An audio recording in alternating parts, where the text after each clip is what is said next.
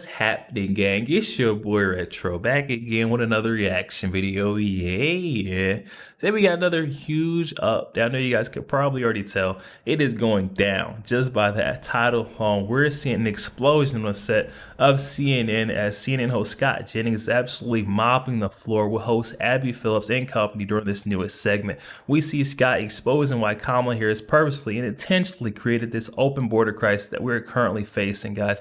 I'm excited to get into it. See Scott Jennings absolutely destroying the entire panel. I'm not straight into it. So make sure you guys hit that like button, hit that subscribe button. Before we get into it, you guys, hit that like button, also hit that subscribe button for you, boy. And without further ado, let's jump straight into it, folks. Check this out. Breaking tonight, the Harris campaign is considering a last-minute trip to the border. On Friday, during her trip to Arizona, she's hoping to change the narrative that she's soft on immigration. A new poll shows that more than half of Americans believe that Trump would be better on the issue. A trip to the border, good idea, bad idea? Good idea. Do it all. I mean, I don't have any objection to that. I think that at the end of the day, I think that people, when they have a question about substantive policy, when it comes to immigration, I mean, there's only one person who's actually serious about passing immigration law. And what I have to remind people is like conjunction junction. You remember how a bill became a law? Conjunction What's your junction. What's your function? Yeah. And so, like, of course, she had a policy position on immigration. But Senator Langford, I do believe, was the senator who put up one of the toughest immigration bills that we've seen. It went through conjunction junction in the United States House of Representatives and Senate. And the person that killed it was Donald Trump. Is it what Kamala Harris will? Oh my goodness, guys. Who unsealed the border? Who was appointed to be the border czar? I mean, come on, let's put our mind back onto the facts. They always trying to try to place that blame whenever they feel like they're losing on a point or their position isn't valid. They go ahead and they start blaming Donald Trump. This is the only way they feel like they can get their viewership to get on board with what they're saying. I mean, cut the crap. Kamala Harris is visiting the border as a desperation last attempt to try to gain some support to show the people that she actually does care about sealing up the border. But we all know that's not the case. She's already told or proposed to give amnesty to illegal migrants. This isn't who's going to seal up our border. I mean, listen to these folks. They're delusional. Wishes? No. That's Whoa. That's not completely accurate. That bill was never brought up. That bill was never brought up in the House. That bill was only brought up in the House. Why was it not Come brought on up in the now. House is the question. Because that focused more on the process to bring people into the United States versus securing the border. And who made the phone calls to the members of the United States House of Representatives? Hold on. Okay.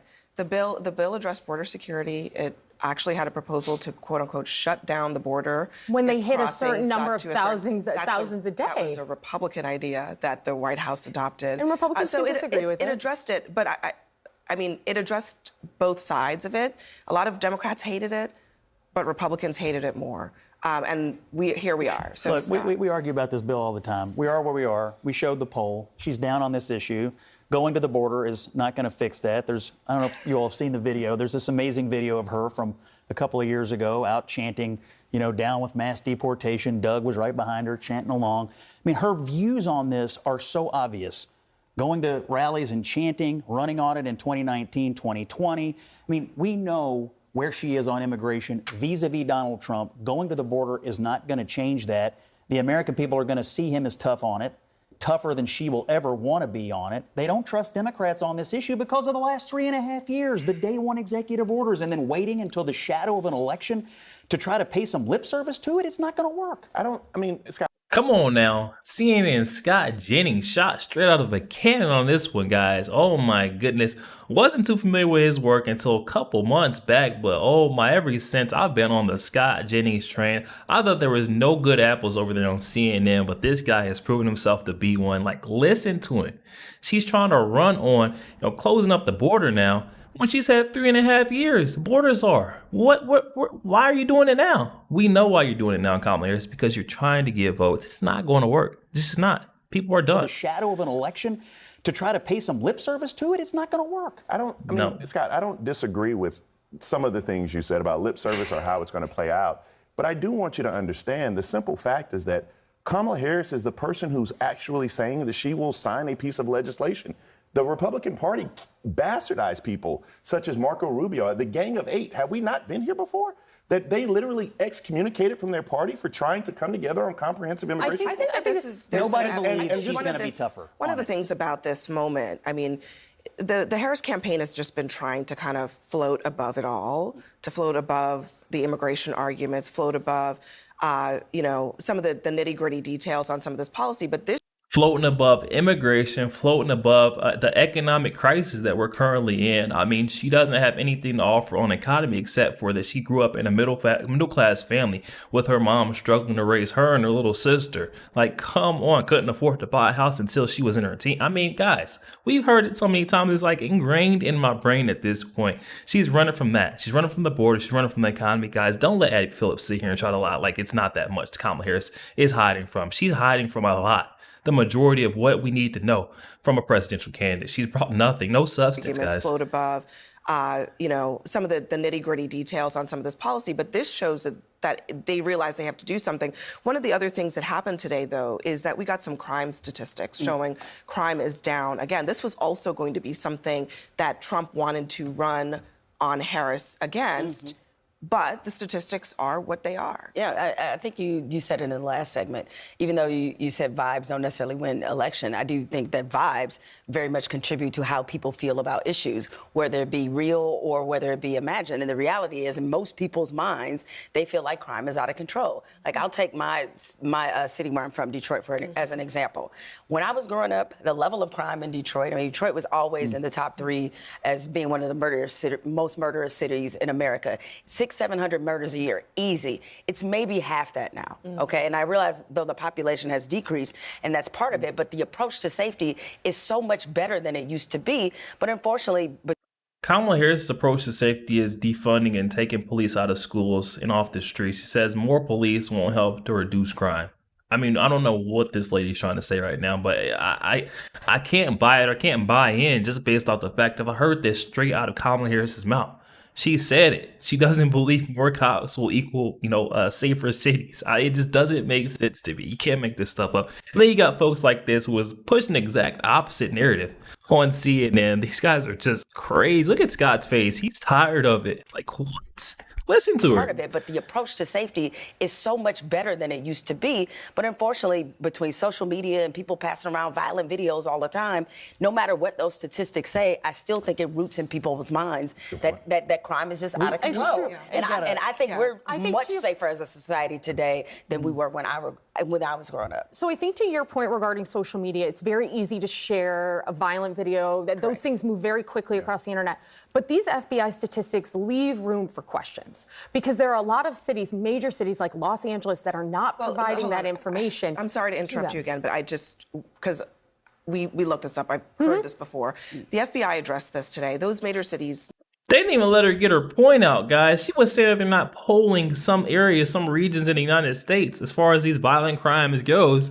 Abby Phillips doesn't even let her get that out. That goes to show you CNN's true agenda, their motive, what the message they want to push their viewership, their audience. I mean, come on. If that doesn't show, I don't know what does, man. Absolutely just cutting her off, saying, hey, before you even get that rhetoric out, don't even say it. Don't say it.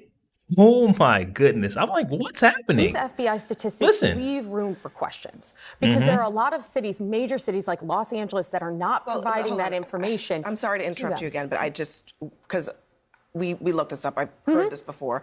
The FBI... This reminds me of almost getting PTSD of the ABC debate. This reminds me of the fact check after fact check Donald Trump was getting. Like, let me step in for a second. I actually want to clear the air for some things you said. You might have misspoke. Like, come on, listen to this. Interrupt you again, but because we looked this up. I've heard this before.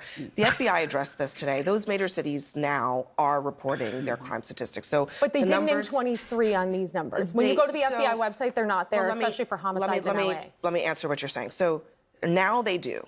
Los Angeles, New York, all the major cities, any city with over 1 million people, those police departments report into these statistics. In some past years, they reported them, but the FBI did not include them because of a reporting issue. But if you look in the report, they talk about the past trends. They include that data now from those past years. The trend is still going down. So crime is going down. But in a city like DC, the most recent crime data from DC, there have been 274 murders. It's up 35%. Robbery, you're looking at up 67%. Some of these major cities, crime is still an issue, and people are still seeing the videos because Crime is definitely the issue. I don't care what CNN is trying to push, guys. Crime is on the rise because we got an open border for sake. Like, what are you guys trying to make out and say that the crime is on a decline? We're getting a bunch of unvetted, we not, unscreened. We don't know who any of these folks are. We're allowing these folks to empty out their jails straight into our country. You're trying to tell me that these violent criminals and, God knows who that's coming to our country is not contributing to bringing our crime to a rise. I mean, come on. This just doesn't even make sense. It doesn't even sound right. Like, come on. I was a long-time DC resident, so I understand what you're saying. But overall, for the country and for most major cities, it's I have 2 points. I actually think you're like hammer meat, nail on head. I think you're right.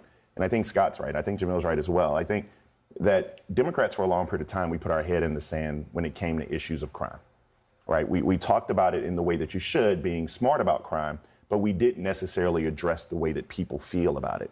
Like my mom would always say that I don't want less police officers. That's why people chose Joe Biden in the 2020 primary, because nobody wanted to defund the police, not Democratic voters. They just wanted better police, right? It wasn't about. That's exactly what Kamala Harris ran on. She definitely did say that she wanted to take them out off the streets. She wanted to, move towards a different type of task force, a different way of policing our community, our neighborhoods. I'm pretty sure she said that word for word, bar for bar. I'm not making this stuff up, guys. I swear, these guys on CNN will say the craziest things just to fit their narrative, paint that picture, say, hey, Kamala Harris, she's your girl. She's who you need. Like, come on, guys. She's not who we need. I'll tell you that right now. Listen to this. Nobody wanted to defund the police, not Democratic voters. They just wanted better police, right? It wasn't about taking police off the street or defunding them. They wanted me to be able to come home safely while police were out there patrolling the neighborhoods. And so I think everybody at this table is correct that this is a serious issue that you can no longer put your head in the sand about. But I think that there are different ways in which you go about doing it. Like, for example, Kamala Harris being smart on crime, being a prosecutor, prosecuting drug rings, human trafficking is one thing. Donald Trump abusing the law and then saying he wants to give law enforcement, particularly to black men watching this, all right? Donald Trump is somebody who says he wants to give immunity to law enforcement officers, regardless of the act that they commit. There he goes, the tired old black card. They're trying to rope us in. Hey, brother, I'm your brother, but I'm gonna tell you this right now, dude. That card of Donald Trump is so against black men, and you're gonna support someone who wants to give 100% immunity to a police officer, law enforcement.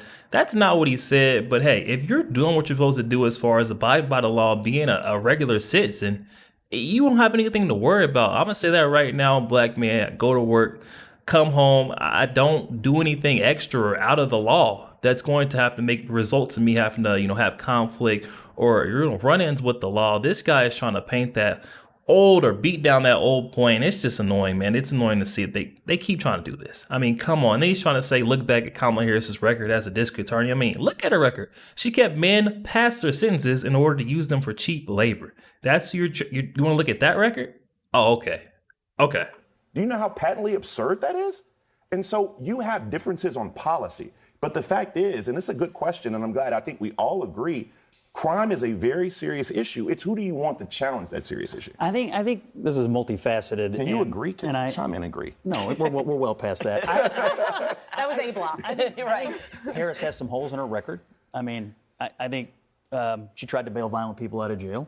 She has some cannonball holes in her record, guys. Her record is as holy as Swiss cheese. Like, come on, yo. Before, she raised money for that. That's number one. Number two, she called for police to be taken out of schools.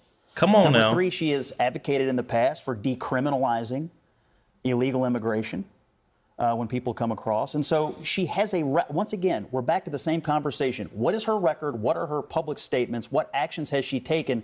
And then what is she running towards in the shadow of an election?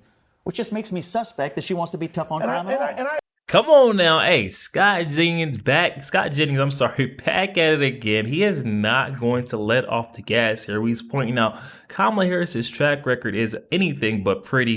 And you guys keep trying to get up here and paint the picture to say that she's the one for us. It just doesn't make sense. When we're seeing all of what she's done in the past and, what she has done in the last 3.5 years in regards to our border, the crisis that, she was supposed to be the border czar overseeing. The crisis she's created, essentially. I mean, come on, folks. Stop trying to lie to us and gaslight the viewers. Tell the truth. We got Scott Jennings here saying, hey, tell the truth. I can't agree because you're not telling the truth. Towards in the shadow of an election which just makes me suspect that she wants to be tough on And crime. I hear you, and I hear you. And if I was Kamala Harris standing on stage beside Scott Jennings, what I would say is You'd be that you worried. can't. But I'm definitely some lightweights you don't worry about. So what? Oh my goodness. Scott Jennings said you'd be worried. He said that's some lightweight you would be worried. No, Kamala Harris faced with Scott Jennings on a debate stage.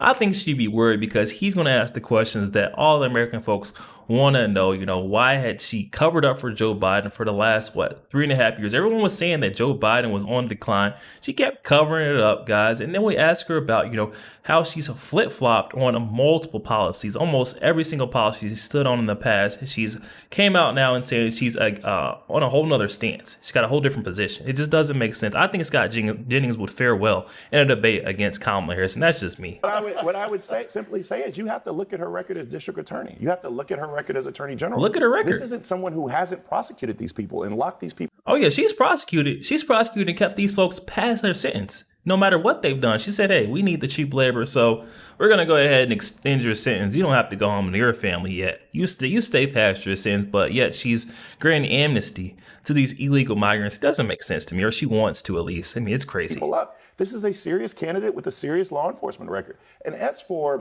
sheriffs in schools, right now we're at a point we have to have that because we have mental health issues. We also have a gun problem.